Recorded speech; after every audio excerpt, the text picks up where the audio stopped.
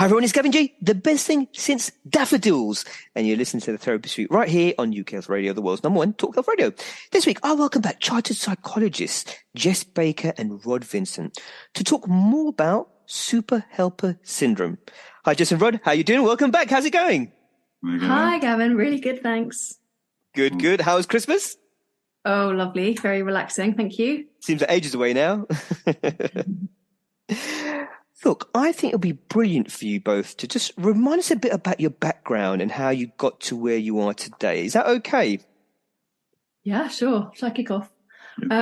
So I actually I wanted to be a psychologist since I was 12 or 13 and moved into clinical psychology initially, which meant I was working in the NHS, community hospitals, worked in nursing homes, and realised quite quickly within a number of years, 3 or 4 years really, that I really wasn't cut out to work so closely with such vulnerable people. I got very kind of involved emotionally with my patients and their families and trying to do everything for them. So I retrained in business psychology.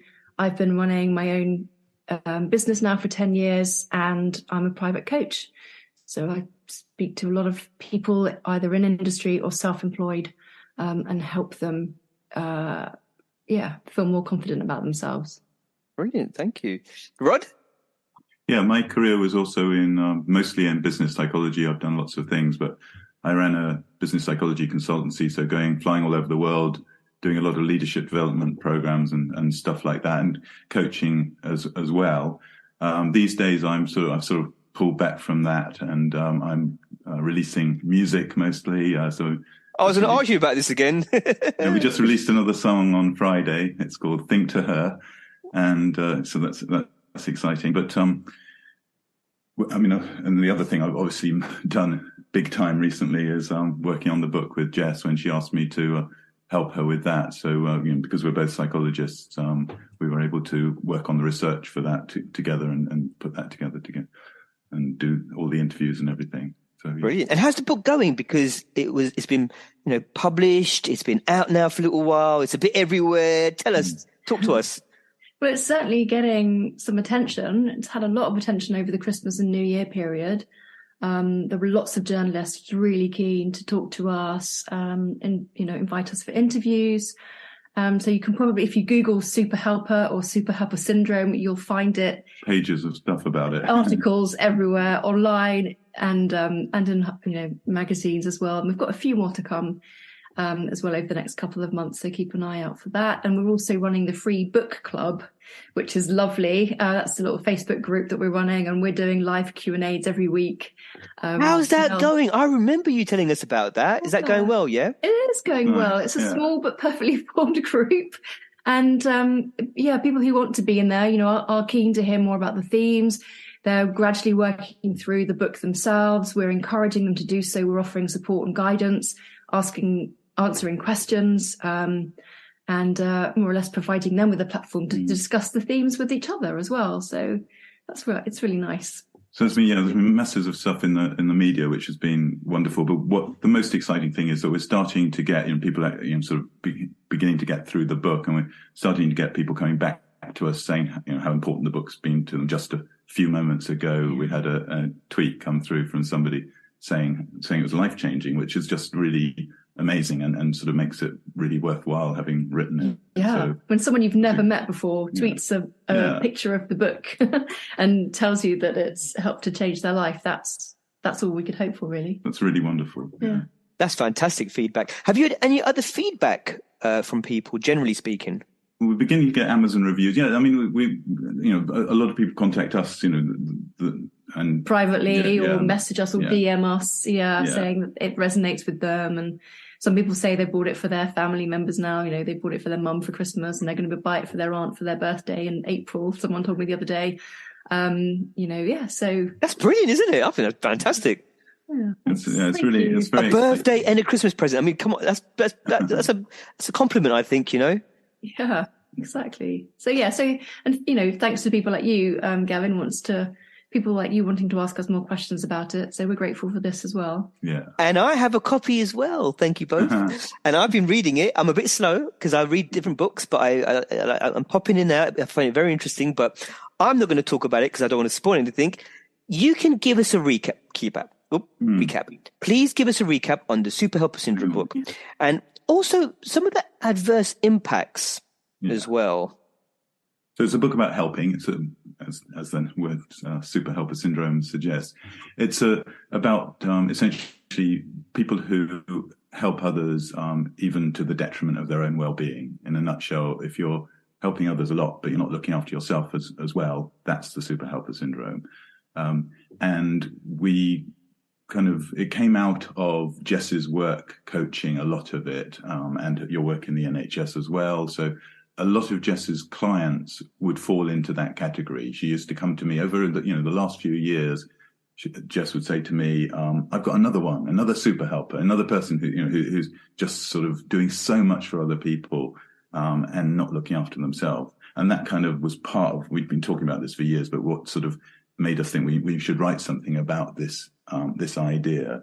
So we then went out and did more sort of research by way of interviews and questionnaires to find out about how it showed in different ways, whether it's at work or in just somebody who's looking after a dependent relative, or somebody who is just helping everyone they can, wherever they can, rushing around, throwing themselves in to help other people. And you said about the adverse impacts. We identified 4 adverse impacts. The main ones that come up are exhaustion. So if you're helping everyone all the time and not looking after yourself, you end up knackered. Resentment is that often they're not getting very much back in return. And, although people like that often kind of try to pretend they don't want anything back and believe they don't, they're trying to do it out of the goodness of their hearts, and they are wonderful people. They really, they do want something back, and they, at least thanks or, some sort of recognition. And if all your relationships are kind of lopsided, one-sided, where you do all the giving and you don't get much in return, you end up resentful. And then the other 2 adverse impacts would be exploitation, which we might talk about more in this session with you. So I won't say much more about that. And self-criticism is the final one. Helpers, it's ironic, given how lovely the people we spoke to are and how much they're doing for others, they were still criticizing themselves for not doing enough. 100%. I think, and we touched on this last time as well, but, the point is that I think it is nice to help people, but there has to be some self-care as well. And I think when people lose that balance, that's when the person can be affected. So that's when the resentment might hit home, and the person might feel exhausted and worn out from their role. So I think it's important for those people that are super helpers. Sometimes you've got to step back and you've got to recharge. You've got to do your own thing, maybe whether there's other diversions, activities, and get a break. Do you know what I mean? Otherwise, that's when I think people can lead to like burnout from whether it's an informal role or a professional role. But yeah, does that make sense? Is that kind of? Well, we talk about the no needs belief. So I'll talk about the beliefs actually, Gavin, and one of those is the no needs belief, which, I shouldn't have any needs. And it's so easy to think and believe that's true when you've spent your whole life focusing on others and accommodating their needs and meeting their needs. Now, some of us grow up being good little girls, for example, or, being told to be helpful, being told to be not just polite, but, offer service to help other people. And you're absolutely right. If you're not looking after your own needs, if you're holding on to the belief, even unconsciously, which we talk about in a lot of detail in the book, it's going to be very difficult for you to even begin to acknowledge that you have needs, and it's okay to have needs, and it's okay to have those needs met. So in chapters 8 and 9, we outline a lot in detail to help the reader profile their own needs and profile how well they're meeting those needs at the moment. Because a lot of the people, like Rod was saying, coaching clients would come to me, unfortunately, when they are most vulnerable, when they are at their worst, kind of, on the floor, crying in the corner, not 6 months before that when they're feeling just a little bit off, or or they know things aren't really going to get better, but they often wait until it gets so bad they feel so exhausted or that breaking so point, isn't unhealthy. it? I think they get to that breaking realize, point. Actually, Yeah, I need to ask for help now. We don't tend to ask for help readily.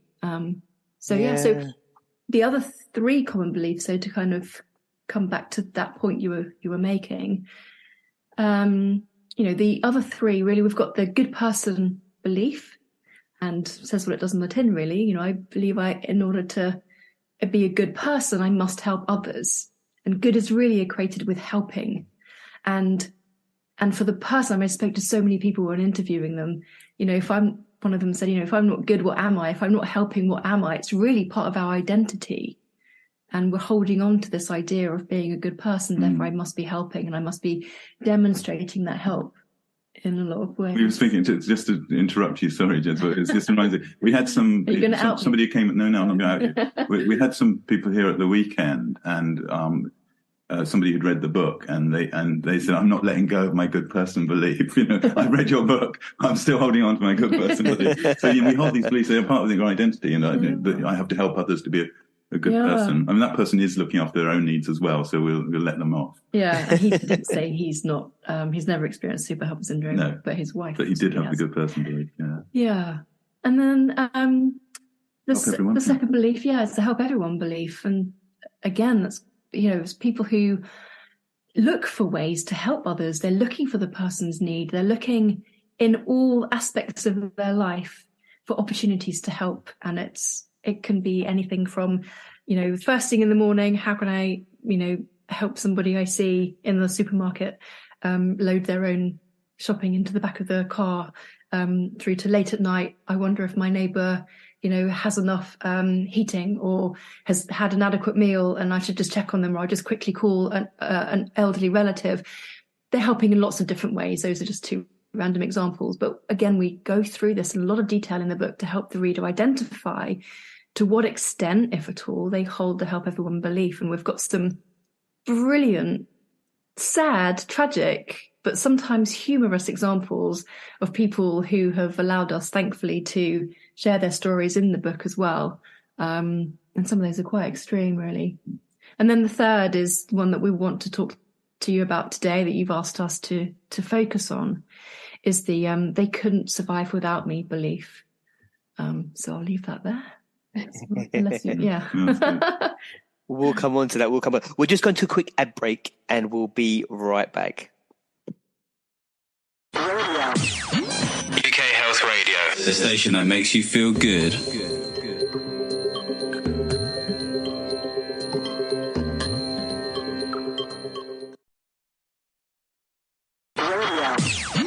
UK Health Radio, the station that makes you feel good.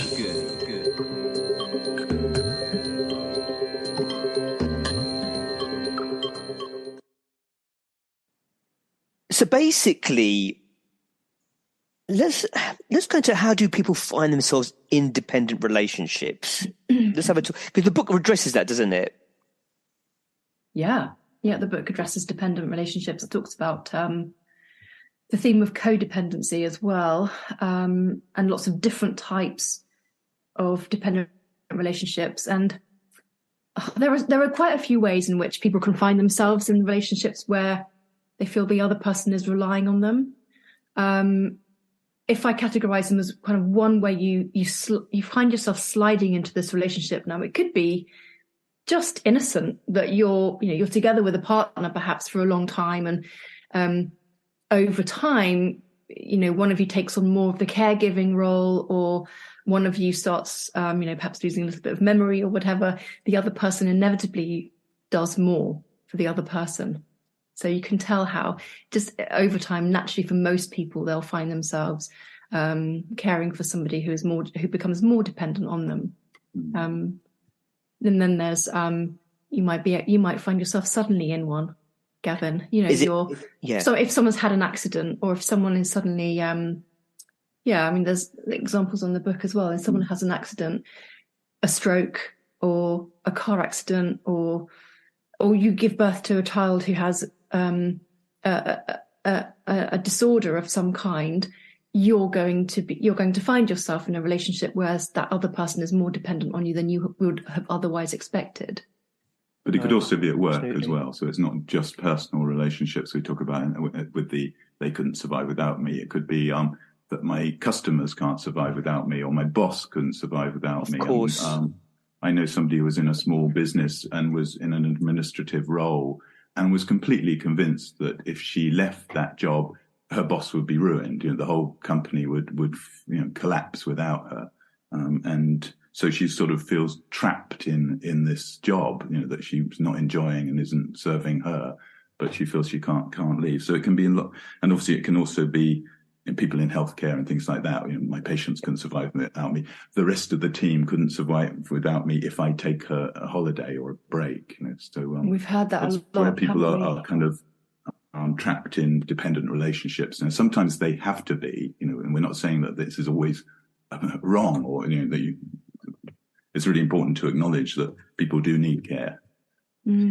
This is when you get that imbalance, isn't it? Where you're putting in so much more than other people. I'm not saying it's a bad thing. I'm not saying it's a good thing. I'm not judging it.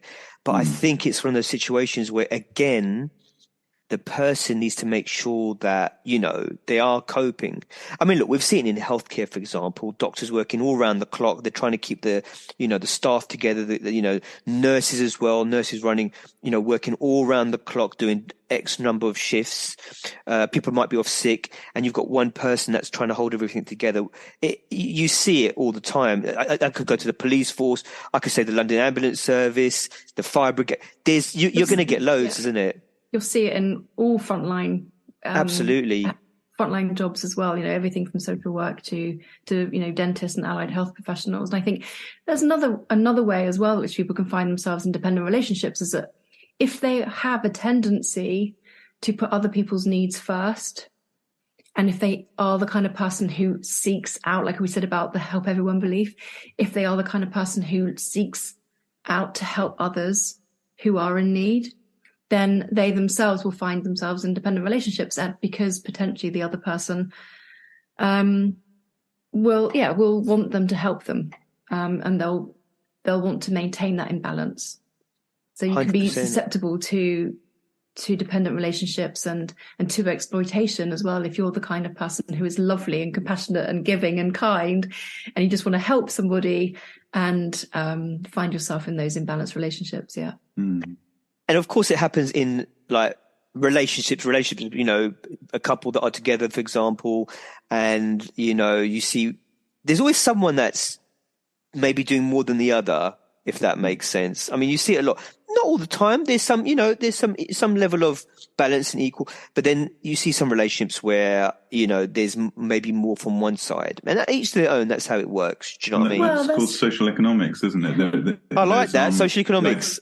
Yeah, there's a whole theory about it. And we mentioned it earlier in the book about the whole idea of reciprocity, that, human relationships tend to work better where there is some sort of give and take, where there's some sort of balance, that whatever that might be. It might be, you pay somebody to fix your car, maybe. Okay, well there's give and take there as well. But if you're in a romantic relationship with somebody, then it makes sense that it tends to work better. Yeah, you might be giving and taking different things in that relationship.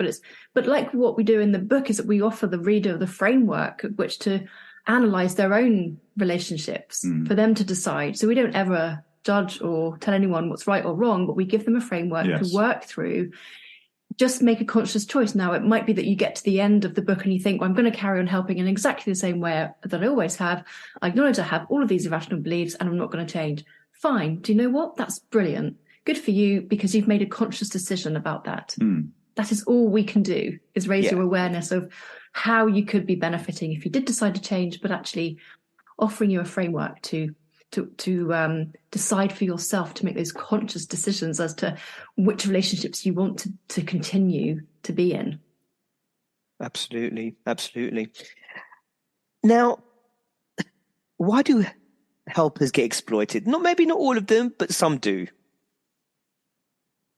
Well, I feel like it's kind of a similar answer really to the ones about to to those who find themselves in dependent relationships, the part where I said, if you have a tendency to help others, to accommodate other people's needs, to put other people first, then there's more of a, I'd say it's more likely that you'll end up in a relationship with someone who's going to exploit your desire to give and help. There's lots to pick out here. We say if you never ask for anything in return, it's likely you'll get nothing in return. And there are, of course, our book is about people who help a lot, but there are also a lot of people who don't help very much, and there are people who take a lot. And so when they match up, when somebody who's a natural helper matches up with somebody who is a natural taker, then that's not a good recipe for the helper anyway. No, and you could be exploited in a number of different ways. Like you were talking about healthcare professionals just now, Gavin. We've seen doctors, nurses, teachers, firefighters, striking, thinking about, you can be exploited in a different number of ways. Because the whole of society expects people who are helpful people to give that help without asking very much in return. And for example, often we expect people who are really caring and who do caring jobs to get their reward just from that, and not to expect to be paid very much for it. Unlike if you're a hedge fund manager or something, where you expect to earn a shed load of money. Even coaching clients that come to me who might be coaches themselves, and they're setting up a business, and had somebody just yesterday ask me about pricing and how can she expect to be paid a decent amount of money when all she wants to do is help people. And so there's a lot of unpacking really around helping and what you deserve. Is it okay to get something in return? Yeah. One of the interviews I did for the book was with a nurse who was also doing a thing where running with people with impaired sight, partially sighted, and so they would run holding them together so that they could jog around the park. Oh, that's nice. Yeah, it was a charity thing. But the nurse said, I do that because what I do in my job isn't enough by way of helping. It doesn't count because it's my job. And he was a psychiatric nurse working all hours as well. So doing that this voluntary role was in addition to all of the hours that he dedicated to a job where job. He's giving a lot anyway, and not highly paid. Oh, these are brilliant people, aren't they? They are. I don't like seeing. Isn't it lovely? Isn't it wonderful? There are people like that out there. I don't like seeing these people get exploited. And he said, well, and in that case, that wasn't a good example of exploitation. Well, I mean, the job is, but the running with the blind people, he got a lot out of that. He told me about one of the people who's running with and how they've become 100%. Yeah, so helping does have its own rewards, and we talk a lot about the benefits and the rewards of helping, but helpers also get exploited. Yeah, and that's what I mean. When I say I do feel sorry for the people that get exploited, who are, they're really trying their best to help. It's like almost like they're taken advantage of, basically. And it's not nice to see. Basically, do you know what I mean? Nobody wants to really see that, but it happens, unfortunately. It does. Yeah. Now, let's talk about the signs of an unhealthy dependent relationship. I know you've mentioned some stuff, but let's go into a bit more detail about that, specifically about what the signs are. What you're both deciding who says what. Yeah, we're kind of signing to each other. The most obvious sign that you're in an unhealthy dependent relationship is if you're not looking after your own needs, and if you're suffering as a result of it.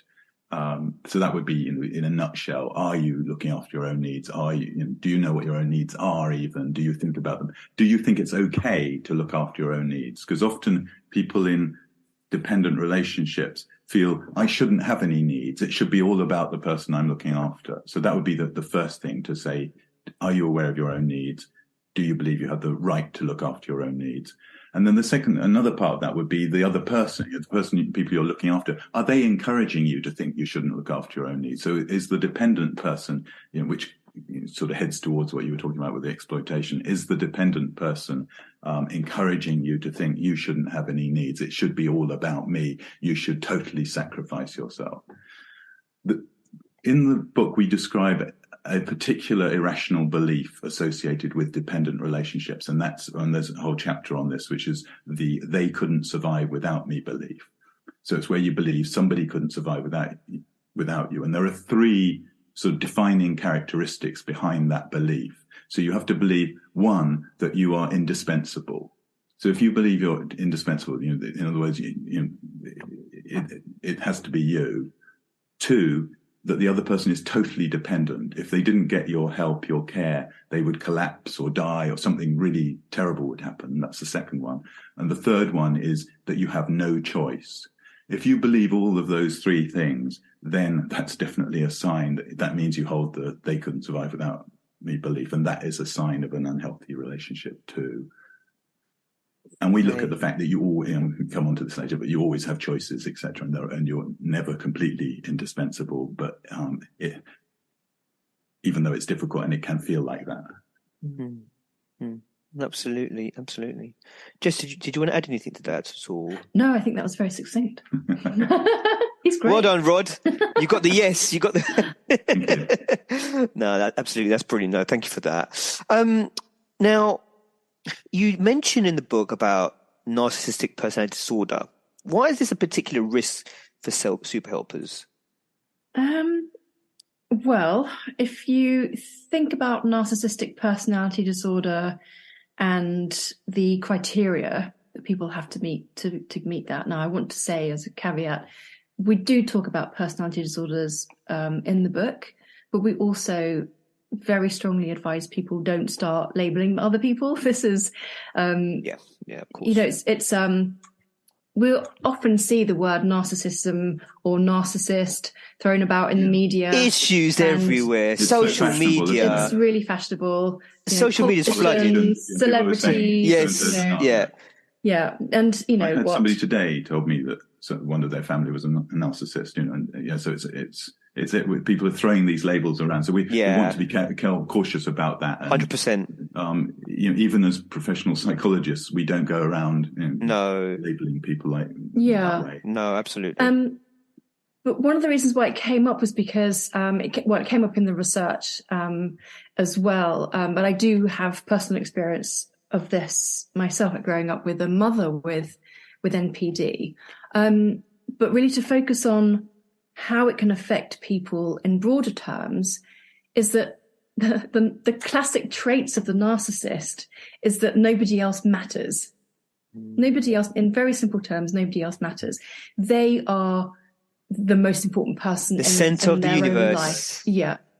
And if you happen to be in their lives, then it's because they've chosen you either to help them feel better about themselves or to be a servant, or because you're high status yourself. So if you think of certain American politician would like to think himself of high status, and in fact did have high status for a very long time, they like to believe themselves better than they actually are, and they hold an ideal version of themselves in their head that they believe everyone should respect as well. So there are some classic signs. We do unpack it in more detail in the book. But it's that sense of, if you're an overly accommodating person, if you're a nice person, if you're a good person, all you want to do is help, and you can see the suffering in this person, and you think, oh, but they try and show me love, they try and respect me, although at the same time they also undermine you, they also question what you say, they also perhaps make you feel uncomfortable or awkward, then actually is this person a healthy person for you to have a relationship with? And if you're a really caring, highly empathic person, it's kind of hard to imagine that somebody else could be so uncaring and so lacking in empathy as to want to just milk you for everything they can get from you. You want to sort of believe that this person can change. This person has empathy. And that's another point, Gavin, because in the book we define very clearly two different types of empathy. And people with narcissistic personality disorder and some other personality disorders are very high in cognitive empathy, which is, I know how you feel. It's that sense of, when someone knows exactly which button to press to wind you up. They're modeling as well. It's fake. It's not real. They do that. Yeah. So they know which button to press to wind you up or to make you feel small. And they exploit that for their own benefit. They like to feel powerful. They like to feel important. And unfortunately, if you are a compulsive helper in a relationship with someone with narcissistic personality disorder, again, we offer you a framework to think through it for yourself, but often you have to come to the realization that they're never going to love you in the way that you deserve to be loved. Because they have high levels of cognitive empathy, as you were saying, which is a kind of know what you're thinking, but know or very limited emotional empathy, which is I share your feeling of it, the actual feeling of it. Yeah. I feel your pain. Yeah. They don't do that. They can say that they do. They might look like they do, but ultimately you'll be the best judge of that if you're in a relationship with somebody like this. 100%. And also when they usually apologize as well, I'm really sorry, I really didn't mean it, I feel so bad. Now, all these things, right, it's not actually, they don't actually feel bad. And the thing is, it's going to go on to repeat itself, so, because I've read a bit about narcissism and also watched some documentaries on it as well, where people in the professional field talk about it. So, and I do suspect people I've come to, I've known before previously, I suspect that they've got traits of it. Obviously, you can never say they've got it because they need a formal diagnosis, as we all know. But when you've come across people and you think, gosh, I think that person's got some characteristics of the disorder. Do you know what I mean? And you know what? I think you're right. And we often have a very strong sixth sense, don't we? We often have a sense that something isn't quite right. Like, for example, our neighbour has a dog that barks at somebody. If they come into the pub and this dog barks, it rarely barks at people. It's normally very friendly.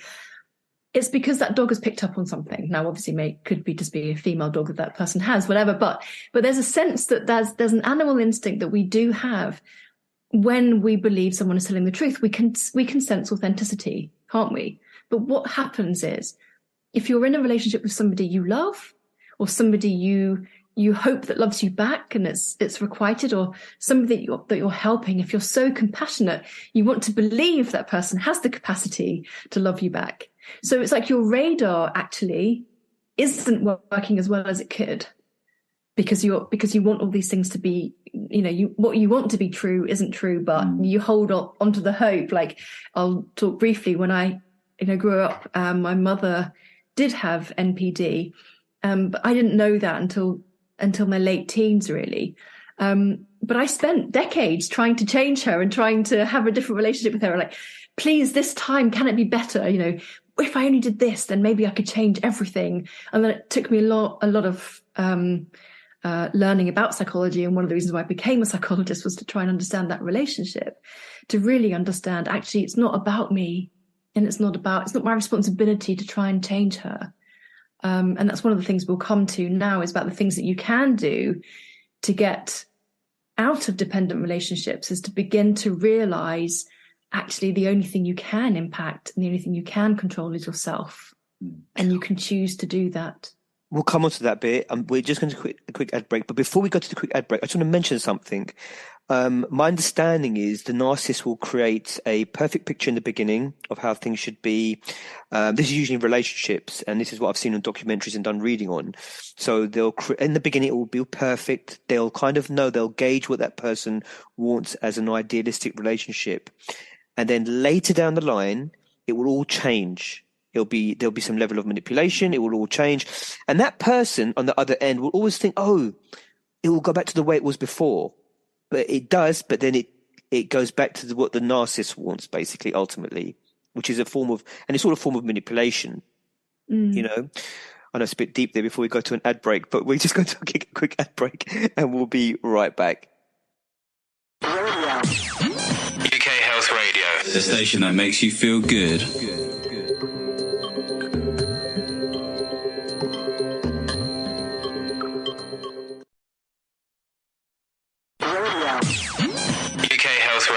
The station that makes you feel good.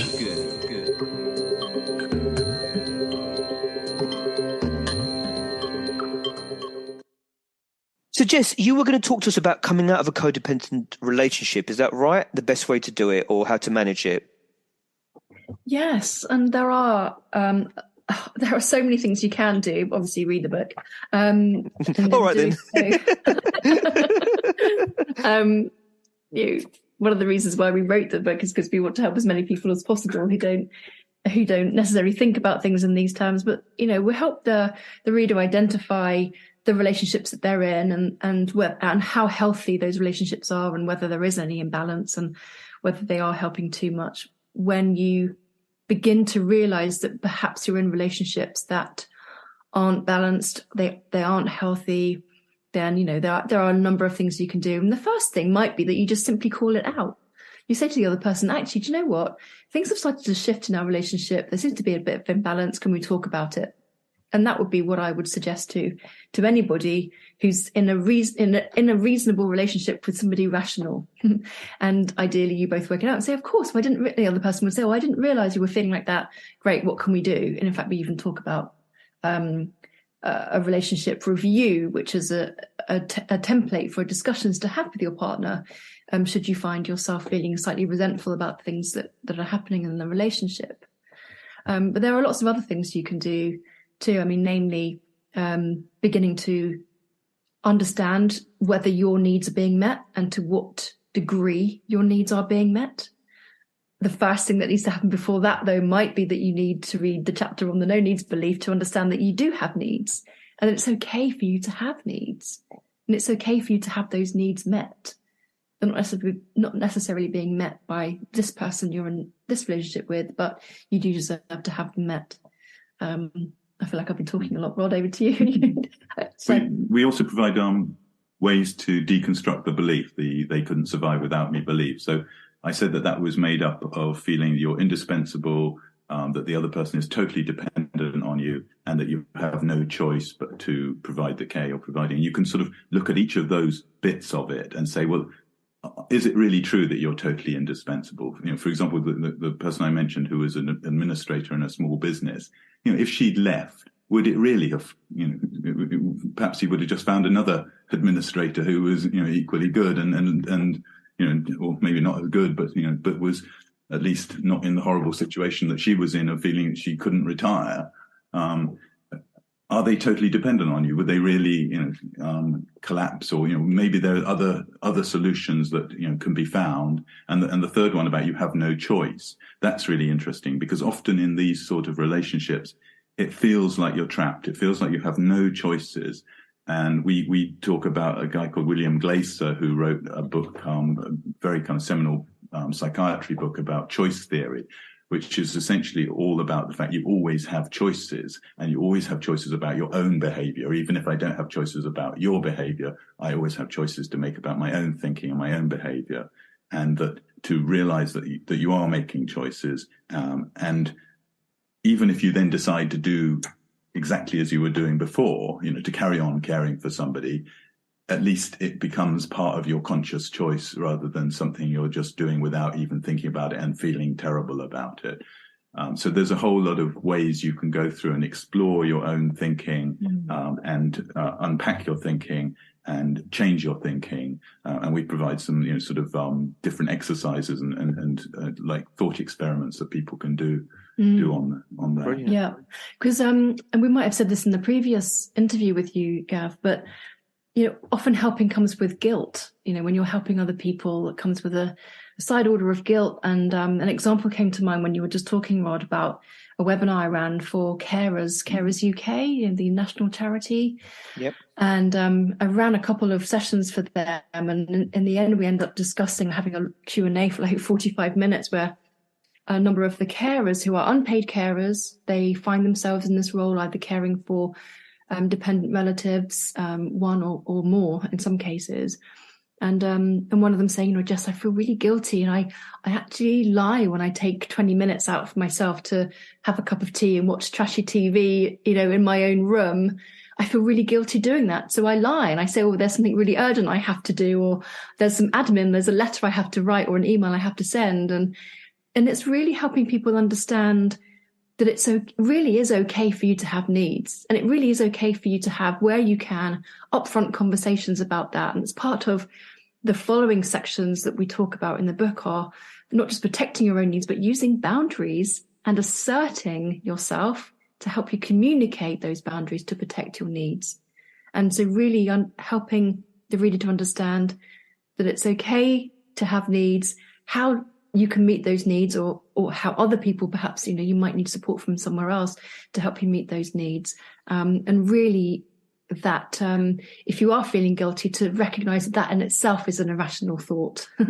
We would allow other people, if your best friend came to you saying, I'm absolutely knackered and I've been helping an unpaid carer 24 hours a day, you would say, have a break. Let me come round and sit, with your elderly relatives for a couple of hours while you have a break, have a rest. You wouldn't expect that person to continue to work in the same way. So to kind of turn that same level of respect you would have for others onto yourself. 100%. Very interesting. You also mentioned in the book, you talk about antisocial personality disorder. Why are they a particular risk to super helpers? Again, that's talking about exploitation, isn't it? And that's perhaps one of the most extreme and examples. I mean, I can probably find one of the examples that shall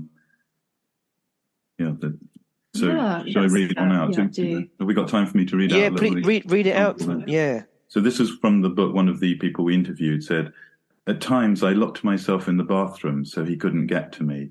When I came out, he'd pick me up and carry me. He'd take me into the street, smash a bottle and threaten me with it. I was his property, wasn't I? So I had to do what he said.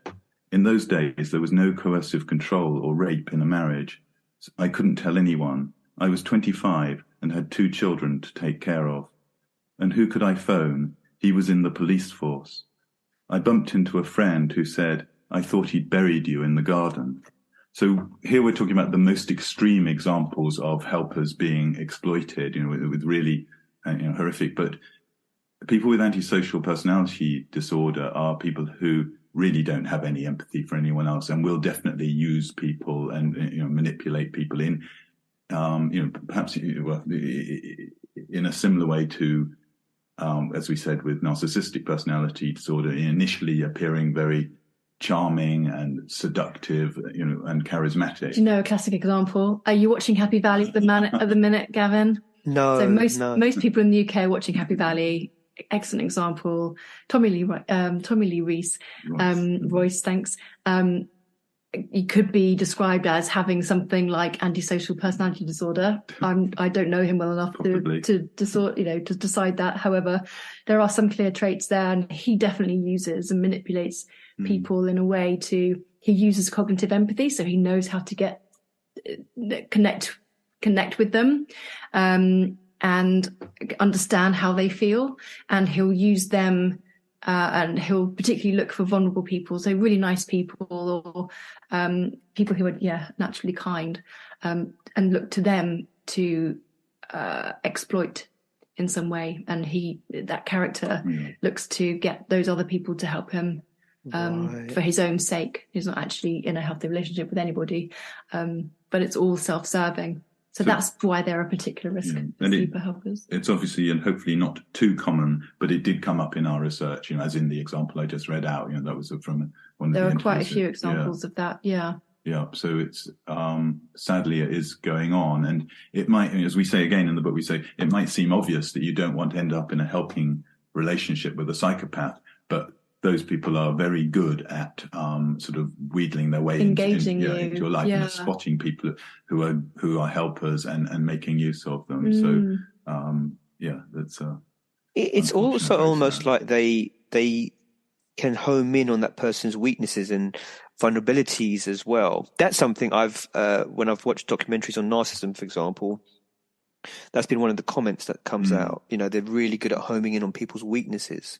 And if your weakness is helping, it's very difficult for you to back down and to back out of that, because you'll be listening to what they say. You'd want to trust them. You want to trust that this person is authentically suffering in some way, and that you can help them. Oh, guys, thanks for today again. Thanks for coming on the show. Really appreciate it. So glad the book's doing really well. Remind us again where we can get it. Well, it's called The Super Helper Syndrome, a survival guide for compassionate people. And you can get it from all good online bookshops and from your independent retailer as well. If you have a little independent bookshop around the corner, go and ask them to get it in stock for you. It's in most of the Waterstones branches as well. Okay. So, yeah. Yeah, up and down the country. So everywhere you can get books. WH Smith's, yeah, everywhere. Amazon, Fantastic. Waterstones online too. And you can find us. I'm at Jess Baker Psych, and Rod is at Roderick Vincent. And we used the hashtag Super Helper and Super Helper Syndrome for anyone that wants to connect with us on socials. Brilliant. Thank you for that. I was actually going to ask where people can find you if they want to touch base and that. So listeners, please, if you have any questions or you want, a bit of advice or you want to talk to someone, Jess and Rod have kindly offered their services. But guys, thanks again for coming on the show. Always appreciated. Thank you, Gavin. Thanks for having us. No worries. And thank you to our listeners. You know where you can find me on Instagram at GavinJ417. Until next time, take care.